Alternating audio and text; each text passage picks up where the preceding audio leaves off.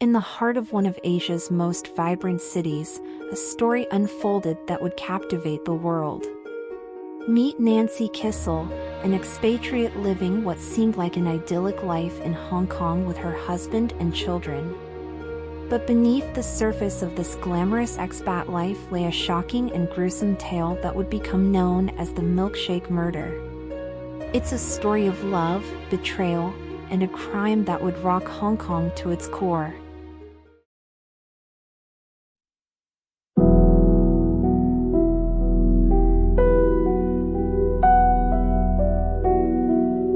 Welcome to Claws and Crime Chronicles, where we dive deep into the dark and enigmatic world of true crime and mysteries. In today's episode, we're delving into a chilling true crime story that rocked Hong Kong and made headlines around the world. It's the intriguing and perplexing case of Nancy Kissel, whose involvement in what's famously known as the Milkshake Murder will leave you questioning the boundaries of love, trust, and the human psyche. So grab your detective hats, subscribe to our channel, and let's dive into this riveting tale of deception, wealth, and a deadly secret ingredient in Nancy Kissel's Milkshake Murder. In the dead of night on November 6, 2003, Hong Kong police investigators, armed with a search warrant, made a grim discovery in a storage room at the upscale Parkview apartment complex. Behind a door, they uncovered a suspicious rolled oriental rug, tightly bound with rope and tape. As they unrolled it, a horrifying truth emerged: it concealed a corpse. Wrapped in layers of plastic, head shrouded in a black plastic bag, the body had been tucked away inside a white plastic bag and then concealed within the rug. The odor left no doubt that this had not been a recent death. The investigation had been initiated by David No, a vice president at Merrill Lynch's Hong Kong office. His close friend and colleague, Robert Kissel, head of the company's distressed asset business in Asia, had gone silent for 4 days. Brenna O'Shea, a friend of Kissel's, made futile calls to several Hong Kong hotels, searching for him. Fearing the worst, she alerted No, who promptly contacted the police. Robert Kissel, a high-flying investment banker, was an esteemed figure in the American expatriate community of Hong Kong. His disappearance set off an extensive search operation. The police swiftly interviewed his wife, Nancy Kissel, who had reported an assault earlier that morning. Oddly, she failed to mention their storage room. Further inquiries with the apartment complex's maintenance staff revealed Nancy had requested help in moving a particularly heavy rug to the storage room. The rug's weight raised suspicions. A search warrant was obtained for the storeroom, leading to the gruesome discovery. Hours after finding her husband's lifeless body, the police arrested Nancy Kissel at 2:41 a.m. on November 7, 2003. She was charged with his murder. Autopsy results indicated that Robert Kissel had suffered 5 blows to the head from a blunt object. Furthermore, toxicology tests revealed traces of 6 prescription medications in his stomach, including Rohypnol, known as the date rape drug. 5 of these drugs had been prescribed to Nancy by different doctors in the months preceding her husband's death. Nancy Kissel, the sole beneficiary of his $18 million estate, maintained her innocence. Nancy and Robert Kissel's love story began in 1987, culminating in their marriage in 1989. She had put her career on hold, working multiple jobs to support her husband through his master's degree in finance at New York University.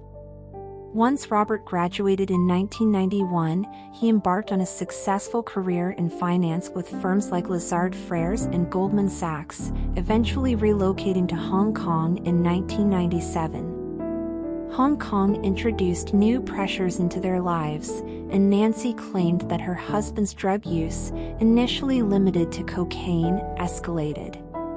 She began to endure physical abuse and a loss of self-esteem due to her appearance changes. According to Nancy, Robert became controlling, monitoring her spending and taking away her credit cards. To the outside world, she appeared the model mother and wife, but she lived in perpetual fear of her husband's volatile temper. Her breaking point came in 2003 when she moved to Vermont due to the SARS epidemic, where she met Michael Del Priore. Their relationship quickly turned romantic, but Nancy maintained her life in Hong Kong, convinced it was her duty to stay with her husband and children. Meanwhile, Robert had told friends that his spendthrift wife had become a bad mother and was prone to violent rages. He also told them that he had considered trying to win custody of the children when he divorced her. His colleagues had also confirmed that on the Sunday he was killed by his wife, he had intended to tell her that the marriage was over. At her trial, investigators revealed a phone call Robert Kissel made to his private investigator, Frank Shea, in late August 2003. Robert suspected Nancy of tampering with his single malt scotch, which had begun to taste unusual and had a disorienting effect on him. Despite these concerns, he didn't pursue the issue further. On November 2, 2003, a family friend, Andrew Tanzer, visited the Kissels. Tanzer and Robert Kissel drank pink milkshakes made by Nancy's secret recipe. Shortly after consuming it, Tanzer fell into a deep, uncharacteristic sleep. He later experienced amnesia regarding the events following the milkshake. Prosecutors argued that Nancy Kissel drugged her husband with the milkshake, rendering him defenseless. After he passed out, she allegedly bludgeoned him to death with an 8-pound figurine. Her lover, Michael Del Priore, was believed to be complicit. Nancy Kissel's arrest and trial sent shockwaves through Hong Kong's American expatriate community. The Kissels, seemingly a typical expat couple, shattered the illusion of an idyllic life. Many expats faced similar pressures and found it difficult to come to terms with the harsh reality of domestic violence in their community. For the ethnic Chinese population in Hong Kong, the trial offered a glimpse into the privileged world of foreigners. It captured their fascination and disapproval, with local tabloids sensationalizing it as they would for cases like O.J. Simpson or Michael Jackson in the United States. The trial stretched through the summer of 2005, packed with spectators eager for the next installment of this American soap opera. The jury, composed entirely of ethnic Chinese individuals, added a unique dimension to the trial, as they viewed wealth and its preservation as highly significant. In July 2005, the prosecution presented its case, portraying Nancy Kissel as a calculating wife who planned her husband's murder meticulously to be with her lover. While there were no eyewitnesses to the murder, circumstantial evidence appeared overwhelming. In August 2005, Nancy Kissel took the stand to tell a different story. She portrayed Robert as a cocaine addict with a penchant for brutal sexual practices who subjected her to physical and emotional abuse. The marriage had soured significantly after their move to Hong Kong in 1997. She claimed she had killed him in self-defense during a fight, fearing for her life. The defense strategy was unusual for Hong Kong, where such tactics were uncommon. Their gamble was to appeal to the jury's sympathies for an abused wife. The jury deliberated for only 8 hours before reaching a unanimous verdict of guilty. Nancy Kissel, dressed in black, received a mandatory life sentence. Her appeals would commence later, offering a chance for her sentence to be commuted to a fixed term. Nancy Kissel's conviction, however, did not lead to charges against her lover, Michael Del Priore. She remains incarcerated in Hong Kong. Following Robert Kissel's murder, the couple's 3 children went to live with Nancy's father in Illinois. However, the burden proved overwhelming, and Nancy's younger brother-in-law, Andrew Kissel, was granted temporary custody.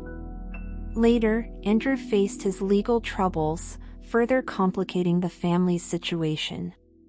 In 2006, Andrew Kissel was found murdered at his rented Greenwich, Connecticut estate. He had been accused of defrauding a New York co-op board of millions of dollars.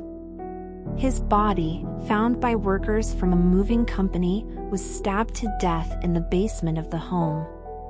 Details of his death remained a mystery, as there are many people who had problems with him, including those from the U.S. Justice Department, several multi-billion-dollar corporations and conglomerates, and his own wife. Now let's return to Nancy Kissel. She appealed her guilty verdict, citing procedural errors in her trial. In 2010, the Hong Kong Court of Final Appeal allowed her appeal, quashing the conviction and ordering a retrial, citing concerns about whether she received a fair trial. The retrial began in November. At the conclusion of the retrial on March 25, 2011, Kissel was again found guilty of her husband's murder and sentenced to life in prison. Intriguingly, the story of Nancy Kissel raises complex questions about abuse, domestic violence, and the actions of a spouse pushed to the brink. As we wrap up this chilling chapter in the annals of crime history, we're reminded that reality can be far more captivating and perplexing than any work of fiction. Nancy Kissel's Milkshake Murder serves as a haunting reminder that even the most privileged lives can conceal dark secrets.